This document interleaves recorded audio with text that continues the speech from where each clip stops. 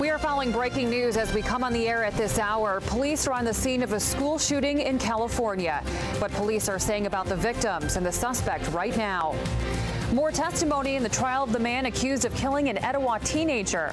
Hear how a friend described the suspect's demeanor the day Kelsey Burnett disappeared. As we're heading into the noon hour, temperature is already warmer now than this time yesterday. How high will we go with those temperatures? We'll talk about it coming up. News Channel 9 Midday starts right now. Good afternoon, and thank you so much for joining us. I'm Jessica Harthorn. We are following breaking news out of California. Police are on the scene of a shooting in Santa Clarita, which is about 40 miles north of Los Angeles. This is what the scene looks like right now, live at this moment. It looks like police are casing a neighborhood.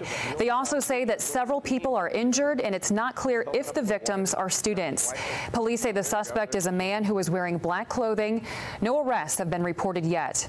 Our affiliate spoke to one mother whose son was told not to go inside that school. My son called me and said, "Mom, my friends told me not to come to school." And I said, "Okay, come right home," because I never question it. And, you know, we always think that these are drills, that they don't really happen here. And unfortunately it did. And thank God he got a call. His friends told him, and we've just been here watching everything unfold. Again, this is what the scene looks like right now live in Santa Clarita. The ATF and FBI are now on the scene. Depend on News Channel 9 to keep you updated throughout the afternoon. Happening right now, police in Rossville search for a man accused of sexually assaulting women. This is a photo in a previous mugshot of Johnny Robinson. Police say he assaulted at least 2 women, but police believe there could be more victims. Officers say that Robinson drugged his victims before the alleged assaults. Police also believe he is in the Chattanooga or Soddy Daisy area and is known to carry a gun. Anyone who sees him is asked to call police right away. Now to new testimony in the trial of a man accused of raping and killing an Etowah teenager. Today, one of the suspect's friends took the stand. Joseph Wilson is accused of raping and killing Kelsey Burnett in 2017. Today, Austin Burke testified. He was friends with Wilson, Burnett, and her boyfriend. Burke talked about searching for Kelsey the day she disappeared, and he remembers Wilson trying to keep everybody calm. He was trying to calm everybody down, and it's not a big deal. I'm sure she'll turn up soon and we'll find her. She's probably at a friend's house.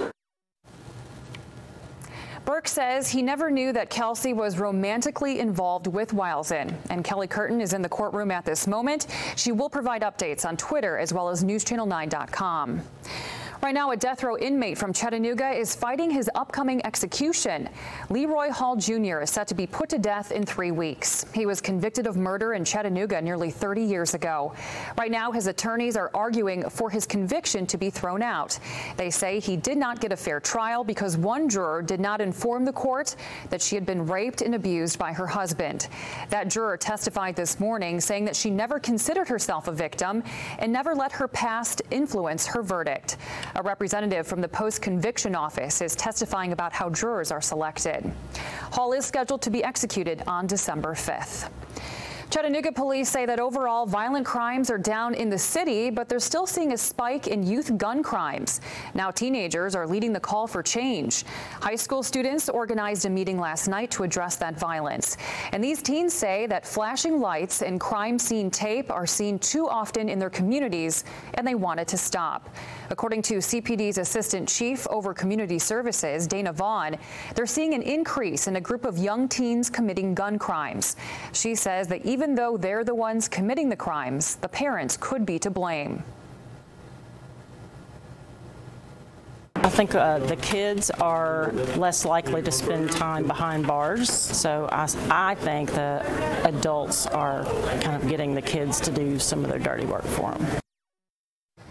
Mayor Andy Burke says that giving young people a voice at the table can help end the violence. Well, let's head outside. outside right now with our storm cam from the Edwin Hotel. It's a chilly afternoon with not too much sunshine. Let's go to Aaron Thomas with a look at what's ahead in the forecast. Good afternoon, Aaron. Hey there, Jessica. So really is not too bad out there. Yes, it still is cool, but we've got those temperatures in the 40s right now. And believe it or not, we're about 10 degrees warmer now than what we were this time yesterday. So that just goes to tell you how bitterly cold it was yesterday. More cloud cover for areas to the south. The further north that you go, looking at plenty of sunshine there. And the reason we've got some cloud cover right now is all compliments of this weak little disturbance, if you will, that's moving into the Gulf states, bringing in a couple of showers through portions of Texas, Louisiana, into Mississippi and Alabama. As for us, we've got mainly dry air in place at this point, so we could maybe see an isolated shower for more southern zones, but again, a lot of the dry air in place is going to keep that at bay. So here's a quick look at our future track by 3 o'clock this afternoon. Here's what I'm talking about. An isolated shower at best. I really don't see a whole lot happening as we're heading throughout this afternoon, but what about the rain chances for the upcoming weekend? We'll talk about that in full detail. It's all coming up in our full forecast, Jessica. Aaron, thanks so much. A much-needed upgrade for a Chattanooga animal shelter is closer to becoming a reality. Today, the Humane Educational Society broke ground on a new facility, and Mariah Rock is live to show us where it will be built and how it will help more animals. Good afternoon, Mariah. Yeah, Jessica, so I am here at the where the groundbreaking was earlier this morning, and many people that I spoke with today said that it was a long time coming. Now, the new name for the animal shelter is going to be Joy Animal Center. Dozens of people met today along with animals that were dressed to impress to see what the new facility will look like and how it was made possible. Mayor Jim Coppinger and other key city leaders spoke at the podium to show their appreciation to Chattanooga and for making something like this happen. One of the board members I spoke to today said that this is an opportunity not only for the animals, but also for the volunteers. What it means is we're sort of rescuing an entire shelter. Our shelter right now has been condemned. People are working in unbelievable circumstances in our current location. So we're not just rescuing dogs, cats, other animals, we're rescuing an entire shelter. Now, the shelter that's being built right behind me is set to open up fall of 2020. For News Channel 9, I'm Mariah Rock. Mariah, thanks so much. And the facility is named after donors. Still ahead on News Channel 9 Midday, more landmark impeachment hearings are set for tomorrow. What to expect and the president.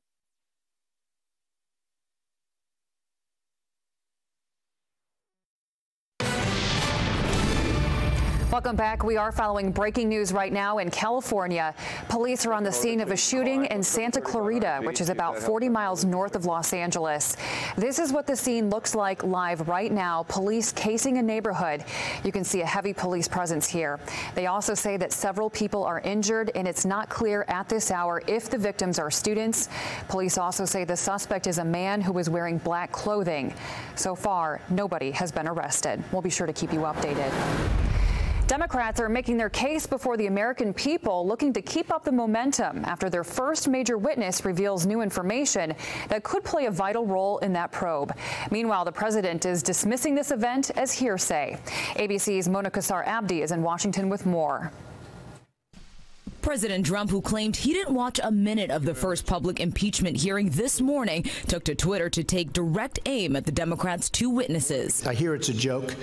I haven't watched. The president pointing to this particular exchange between the U.S.'s top diplomat to Ukraine, Bill Taylor, George Kent, a senior State Department official, and GOP Congressman John Ratcliffe. Trump writing in an early morning tweet, quote, Representative Ratcliffe asked the two, quote, star witnesses, where is the impeachable event in that call? Both stared straight ahead with a blank look on their face, remained silent, and were unable to answer the question. But both witnesses stating several times they were not there to push for or against impeachment, only to give the facts. Ratcliffe and other Republicans spent much of the hearing distancing the two men from the president and dismissing their testimony as hearsay. You never met the president. That's correct. This is what I can't believe, and you're their star witness. You're their first witness. Democrats focusing on surprising new information from Ambassador Taylor, who shared details about a previously unknown phone call between Trump and EU Ambassador Gordon Sondland, telling Congress his aide was with Sondland and overheard the president on the other end of the call, following up on Ukraine's willingness to investigate the Bidens and the 2016 election just one day after his infamous phone call with Ukraine's president. Ambassador Sondland told President Trump the Ukrainians were ready to move forward. Both Kent and Taylor also testified that they understood that the release of the $400 million in military aid would only happen if both those investigations were launched. It's one thing to try to leverage a meeting in the White House. It's another thing, I thought, to leverage security assistance. And the hearings continue tomorrow with Marie Yovanovitch, the former U.S. ambassador to Ukraine. Mona Kosarabdi, ABC News, Washington. The next televised impeachment hearing is set to begin tomorrow at 9 a.m. You can depend on us to keep you updated. A local man featured on a popular talk show today for his innovation that made him go viral. When you can catch him and his 900-pound pumpkin on TV.